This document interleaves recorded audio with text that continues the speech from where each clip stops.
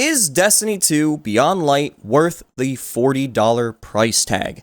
Oh boy, this is going to be controversial, but I still want to share my thoughts on this because I feel like it's important, and I would like to know other people's thoughts on this as well, without just getting their pitchforks and being an angry mob in the comment section at me about my thoughts, because I'm going to give my honest opinion and really explain it as well. So, before I even get into that, I want to say something very, very important. Beyon Light and things that were added that weren't part of the expansion is phenomenal. Beyon Light's campaign, amazing. Europa, amazing. Supers, super fun. Sure, they can be broken, but they're a lot of fun. And the whole Aspects and Fragments, whew, so exciting to see that foundation be built, to see where it can go for the future and beyond. And Cosmodrome coming back, I'm actually hyped about that. And I love exploring the Cosmodrome again and having the idea that the strikes from the Cosmodrome come back as well.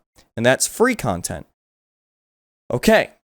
Also, people who work at Bungie to develop this content, you did an amazing job. I can't imagine what it's like to have to overnight essentially change where your workstation is from being together to being at home, separated, and trying to find other means to get through making content from home because of what's going on in the world. You did a phenomenal job with that, even with those changes. Sound design, art design, the content within, great job. With that being said, I want to talk about the price. This is not about the content really that's inside, but rather putting one and one together to where it finds a really good sweet spot on what is being supplied and what we are basically having to pay for with what they supply. With Beyon Light, I wanted to make something clear to people. What we paid for is obvious because it's in the roadmap. It tells us that we paid for the campaign, the supers, the Salvation Grenade Launcher quest, and of course we got some other stuff that is down the road, like the raid, and who knows if we might get a dungeon or whatever else. And when it comes to free, Europa's free. The Cosmodrome is free. Like, the seasonal armor is free. There's an exotic weapon that's free. There's things that are free, and then obviously what we paid for. When it comes to the paid for stuff, this is where my concerns lie. Forsaken, when it was released, it was $40 as well. Now, Luke Smith openly told us why, and I already knew this beforehand, and I made this clear to my own viewers where I said, hey, Beyon Light is not going to be as big as Forsaken. Why? Just like what Luke Smith said, Forsaken is way bigger because they had two studios work together to make it.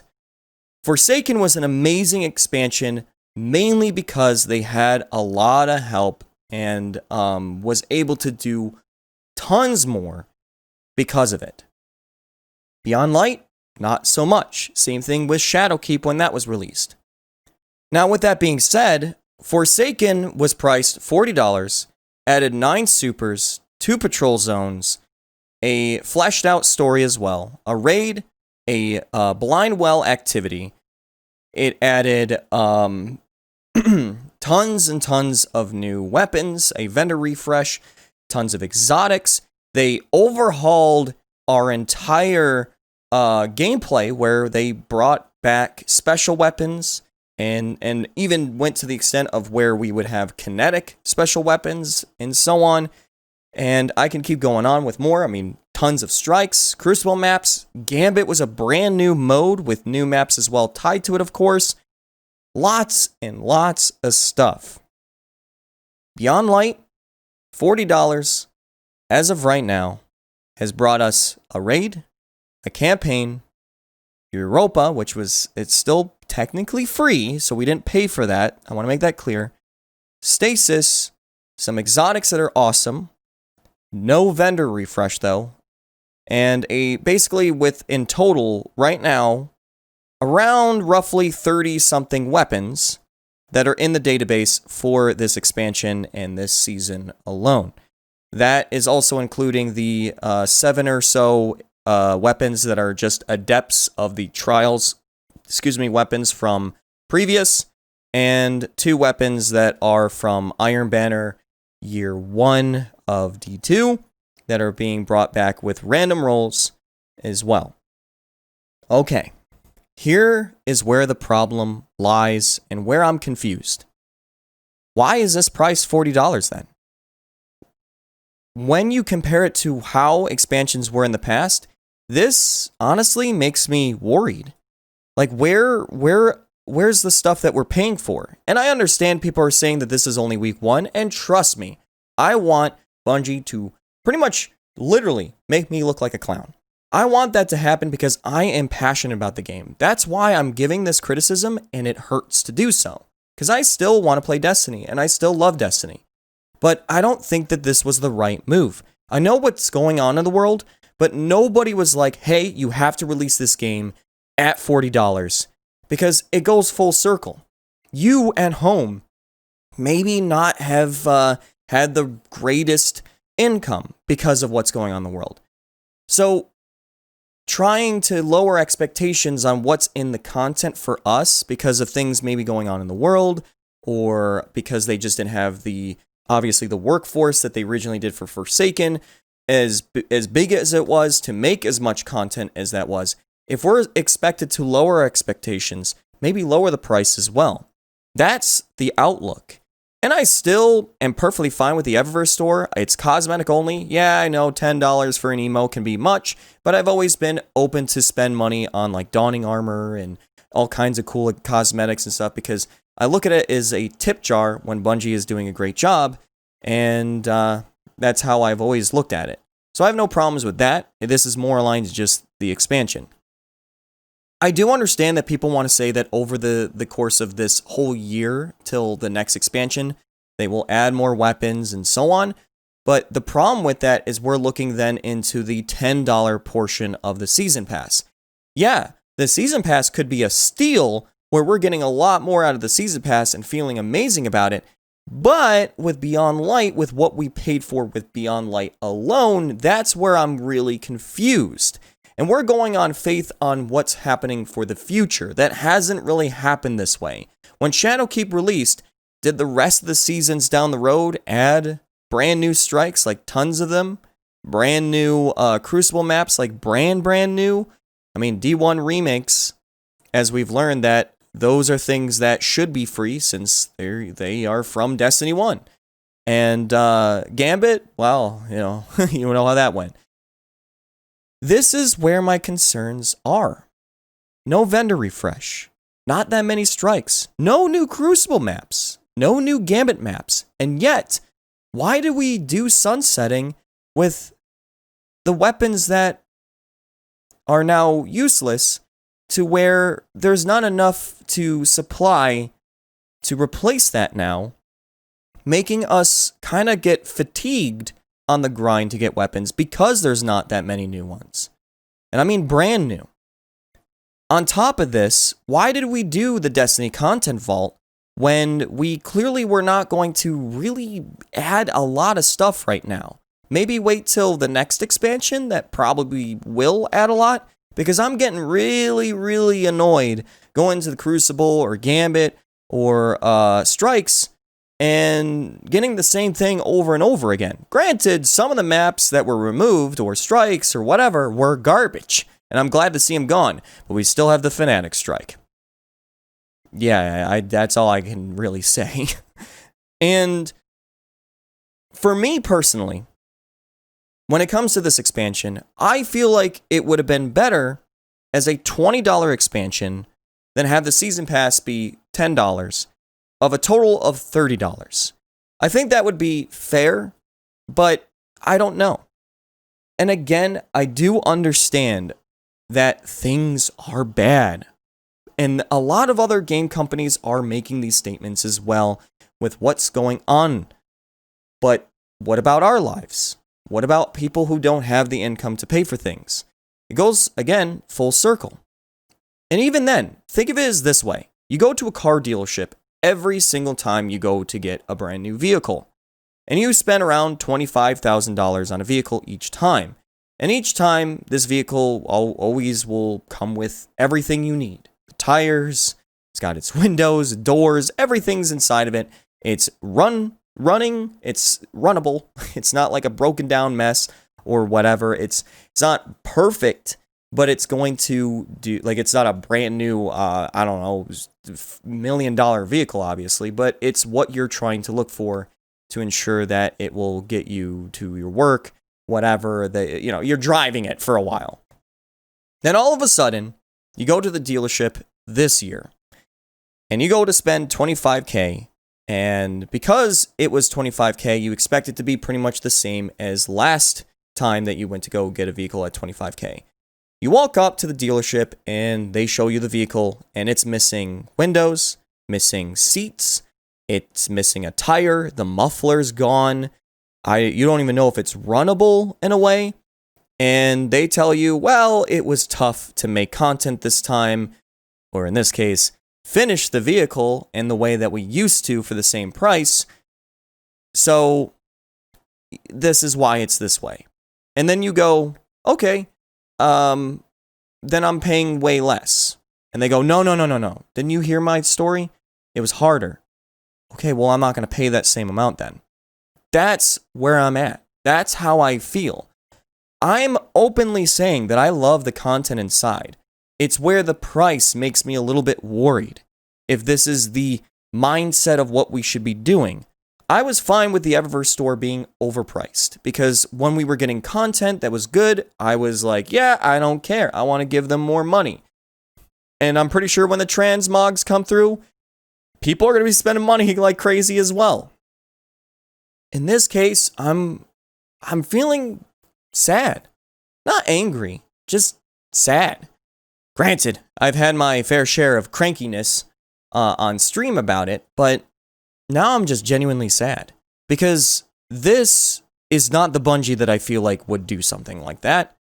I, again, look at the previous expansion of that was priced like this, and I really see the differences. And don't even get me started with the new seasonal event.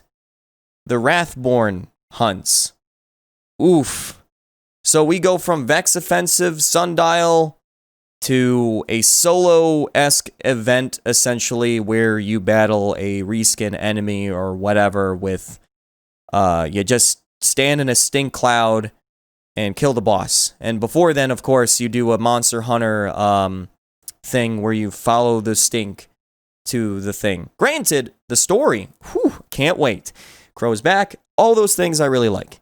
The mode and the rewards, like they have the Menagerie Chalice thing feedback, but where's the Menagerie? It wasn't just like people were like, yeah, I like this PNG or JPEG cup that you put things in and it will make the thing that you want. People like the other things that were tied to it. The activity, the grind for those runes and such. I know that was part of a DLC back when Forsaken was doing the seasonal format with mini DLCs, sort of, than how we have it now, where we have like a seasonal activity, but still. I don't know what the future holds, but that's why I'm making this video, giving my initial thoughts to say, if this is it, no thank you. I don't think that this is something that we should be cheering on and just letting it pass. But if I'm wrong, then I will openly say that I'm wrong. I will update a video and say, yeah, I was wrong. Thank you, Bungie, for doing a great job, so on and so forth. Granted, though, I also want to make this clear. If we do get new strikes, Gambit, Crucible, and they're free, that doesn't really make it better for where we paid $40, because then it makes me feel like we are paying admission for the free players.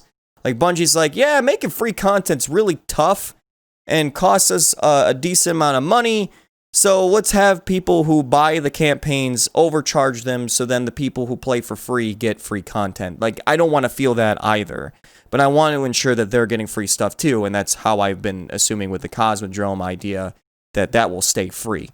Even though I'm openly saying, if they told me, hey, we're going to charge you like $5 added to the $30 or $20 expansion to get the Cosmodrome, I'd be like, fair enough. That's how I look at it, sort of, because it feels new. It's not just like they just copy and pasted it. It's got a whole new facelift, almost like a remaster, remake kind of art design uplift thing. I don't know how it works on their end, but it definitely looks different. So, with that being said, I'm sorry to be negative. I'm sorry to be like this. I may be wrong. And honestly, I don't want to get on Bungie's bad side, mainly because I've had a lot of love for what they've done for years. And it kills me for the first time in a long time. I don't think I was this upset forever, actually, to make something that I feel like could be wrong. And it could be something that I will be shown to be wrong later on. Who knows?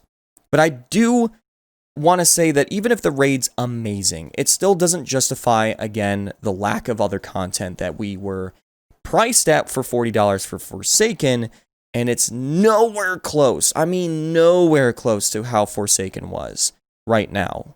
As of right now. And again, I want to make clear, Europa is free. You did not pay for Europa. You paid for the campaign, the cutscenes, and doing the missions of killing the enemies in Europa, not Europa itself. Supers, though, you paid for, and obviously the raid as well, and amongst a few other things, like the new weapons, exotics, and such. So, I don't know. I'm still going to enjoy the expansion. This is not about not enjoying it. This is more aligned to the price tag. That's why I had to make that clear. So if people are going to be like, oh, you just don't appreciate things. I'm appreciating stuff, but I'm giving my criticisms as I should with any game. Shouldn't be passable when things don't feel great. It could be better. That's how it's always looked at. Yeah.